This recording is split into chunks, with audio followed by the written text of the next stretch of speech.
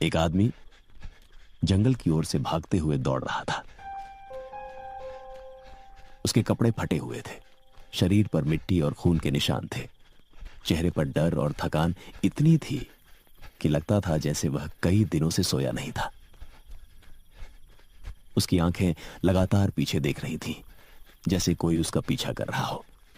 वह बार बार बड़बड़ा रहा था, मैं वापस नहीं जाना चाहता, लेकिन वो मुझे नहीं छोड़ेंगे। उसके कदम लड़खड़ा रहे थे, लेकिन फिर भी वह जंगल से बाहर निकलने की कोशिश कर रहा था। जैसे ही वह जंगल की सीमा के पास पहुंचा, दूर उसे भैरवपुर गांव की हल्की रोशनी दिखाई दी। लगता है आगे कोई गांव है।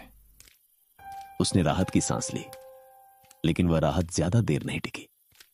जैसे ही उसने गांव की ओर पहला कदम बढ़ाया, जंगल के अंदर से एक अजीब सी आवाज आई।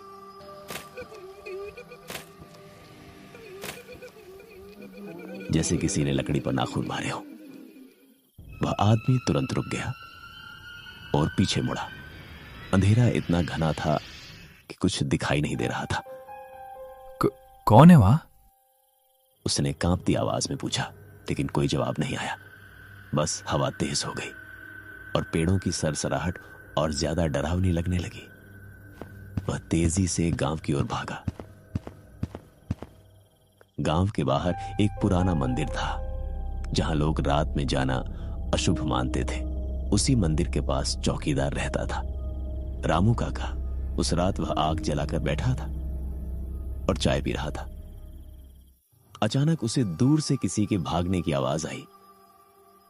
रामू काका ने ध्यान से देखा और उसकी आंखें फटी रह गईं। हे भगवान, ये कौन है इतनी रात को? आदमी लड़खड़ाते हुए गांव की तरफ आ रहा था। रामू काका तुरंत खड़ा हो गया। अरे रुको, कौन है तू? लेकिन वह अजनबी रुका नहीं, बस दौड़ता रहा और कुछ ही सेकंड में वह गिर पड़ा मंदिर के पास। रामू काका उसके पास आए। अरे क्या हुआ तुझे? कहां भागे जा रहे हो इधर? अजनबी की सांसें तेज थीं, उसकी आंखें खुली थीं, लेकिन जैसे वह किसी और ही दुनिया में हो। वो मेरे पीछे है। कौन है तुम्हारे पीछे? लेकिन तभी अजनबी ने कांपते हाथ से जंगल की तरफ इशारा किया। रामू काका ने जैसे ही उस दिशा में देखा, उनकी रीढ़ में सिहरन दौड़ गई।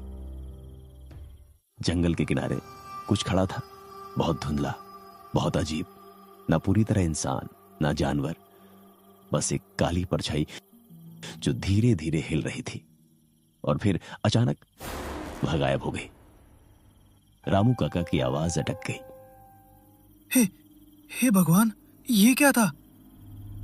जब उन्होंने वापस अजनबी की तरफ देखा तो वह बेहोश हो चुका था। सुबह होते ही यह खबर पूरे गांव में फैल गई कि कोई अजनबी जंगल से आया है। लोग डर भी रहे थे और उत्सुक भी थे। गांव के मुखिया ठाकुर प्रताप सिंह ने आदेश दिया कि उस अजनबी को पंचायत भवन में रखा जाए। अजनबी पूरे दिन बेहोश रहा और सूरज ढलते ही उस अजनबी को होश आया। वह बुरी तरह कांप रहा था। उसकी आंखें बार बार इधर उधर देख रही थीं। ठाकुर ने पूछा, कौन है तू और इस हालत में जंगल से क्यों आया है? अजनबी ने भारी आवाज में कहा, मैं वहां फंस गया था। कहा, उस जंगल में जहां रातें खत्म नहीं होती।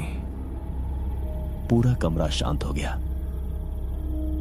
मैं एक रिसर्च टीम के साथ आया था जंगल के अंदर पुराने खंडहर देखने, लेकिन हम गलत जगह पहुंच गए और फिर एक एक करके सब गायब होने लगे।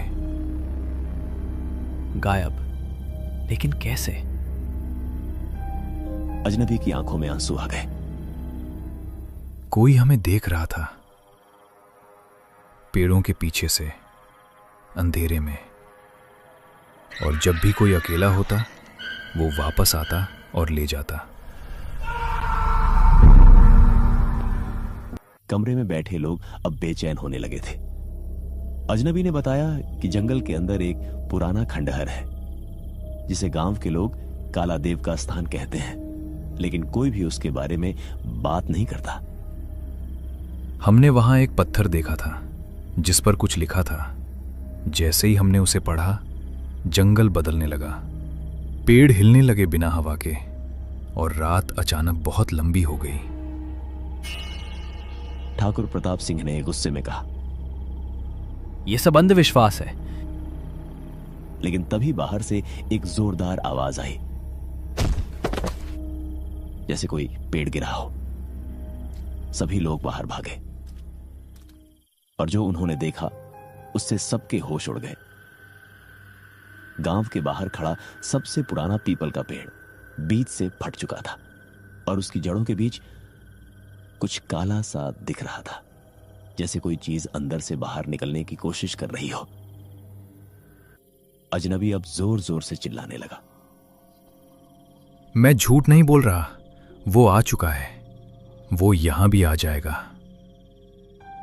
रामू काका ने उसे पकड़कर शांत करने की कोशिश की, लेकिन तभी गांव के एक बच्चे ने कहा, मां, ऊपर देखो।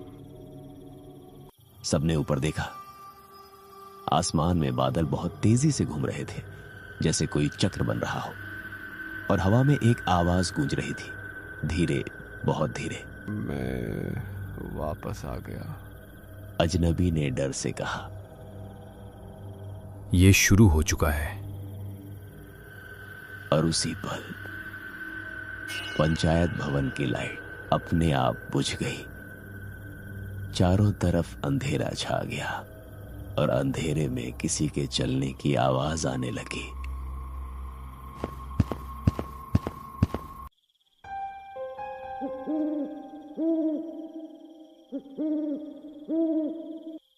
अजनबी अब भी जमीन पर बैठा कांप रहा था।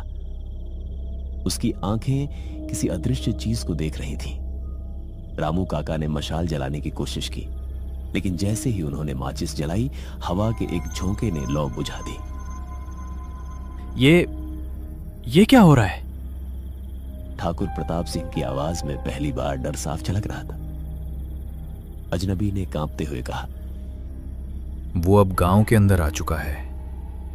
और उसी पल पंचायत भवन के बाहर किसी के चलने की आवाज आई।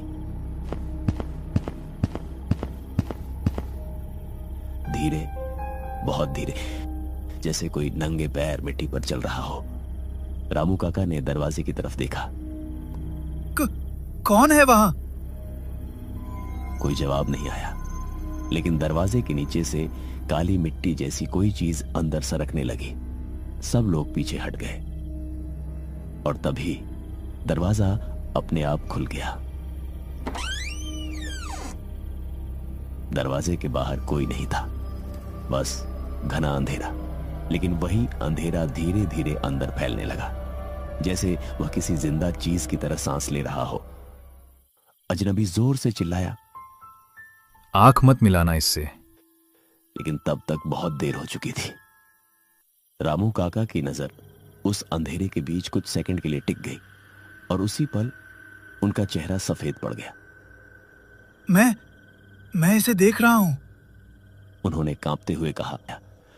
तुम किसे देख रहे हो बाहर? वो हमारे बीच खड़ा है। और अचानक वह गिर पड़े, बेहोश। अजनबी ने मुश्किल से उठकर कहा, वो इंसान नहीं है, न ही कोई जानवर। तो फिर वो क्या है? वो जंगल की याद है, एक श्राप है जो कभी खत्म नहीं होता। उसने बताया कि सालों पहले भैरवपुर के पास एक साधु रहता था। उसने जंगल में एक शक्तिशाली तंत्र साधना की थी ताकि वह अमर हो सके, लेकिन साधना गलत हो गई।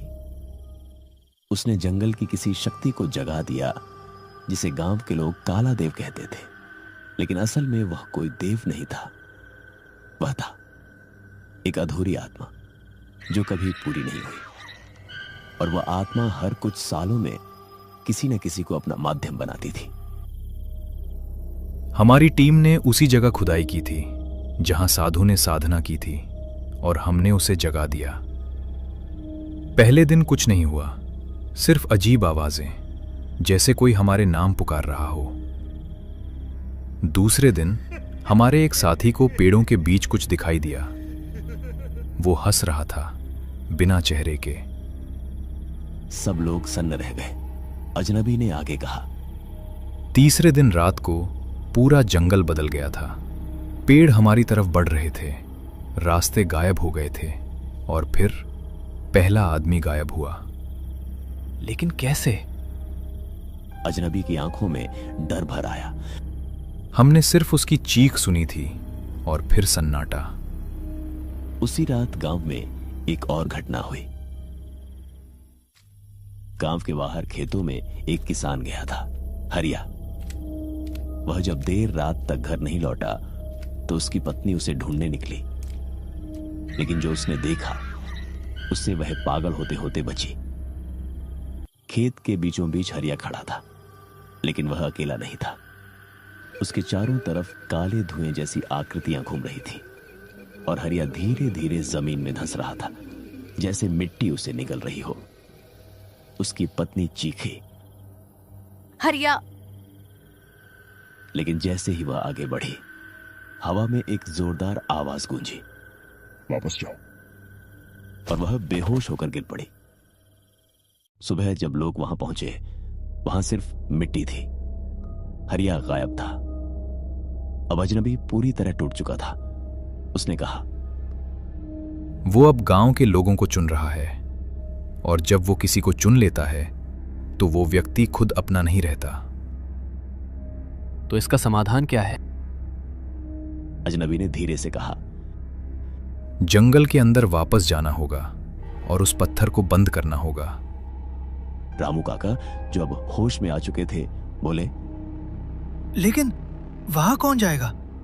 रामू काका की बात सुनकर सभी चुप हो गए, और तभी अजनबी ने कहा, मैं जाऊंगा। तू तो पहले ही बुरी हालत में है। अगर मैं नहीं गया तो वो सबको ले लेगा। अगली रात 3 लोग तैयार हुए। अजनबी, रामू काका और ठाकुर प्रताप सिंह का बेटा अर्जुन। गांव के लोगों ने उन्हें रोका, लेकिन अब डर इतना बढ़ चुका था कि कोई और रास्ता नहीं बचा था। जैसे ही वे जंगल की सीमा पर पहुंचे, हवा अचानक ठंडी हो गई। जंगल जैसे उनका इंतजार कर रहा था। अंदर कदम रखते ही सब कुछ बदल गया। रास्ता जो कल तक सीधा था, अब टेढ़ा हो चुका था। पेड़ जैसे झुककर उन्हें देख रहे थे। अर्जुन ने धीरे से कहा, ये जंगल जिंदा है क्या? अजनबी ने जवाब नहीं दिया, बस आगे बढ़ता रहा। कुछ ही दूरी पर पहुंचते ही उन्हें आवाजें सुनाई देने लगीं। वापस आओ, तुम यहीं के हो। ये आवाज मेरे दिमाग में क्यों घुस रही है? मत सुनो, ये तुम्हें अंदर खींच लेगा।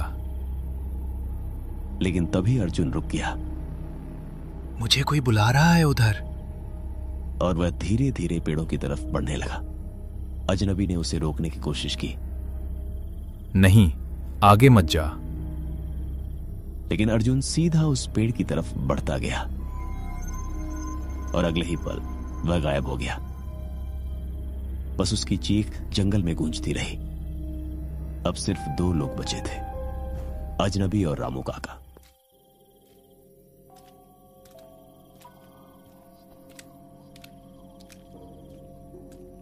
वे आखिरकार उस जगह पहुंचे जहां खंडहर था।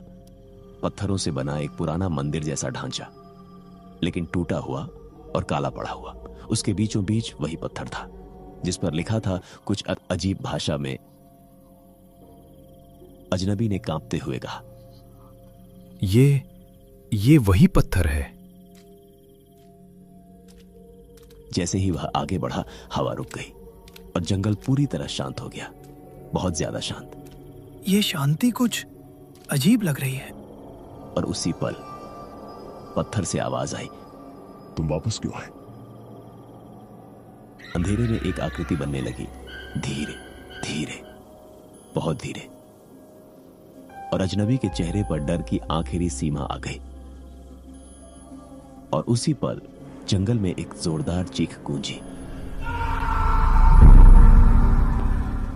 लेकिन यह चीख अजनबी की नहीं थी, किसी और की थी जो अब उसका रूप ले चुका था।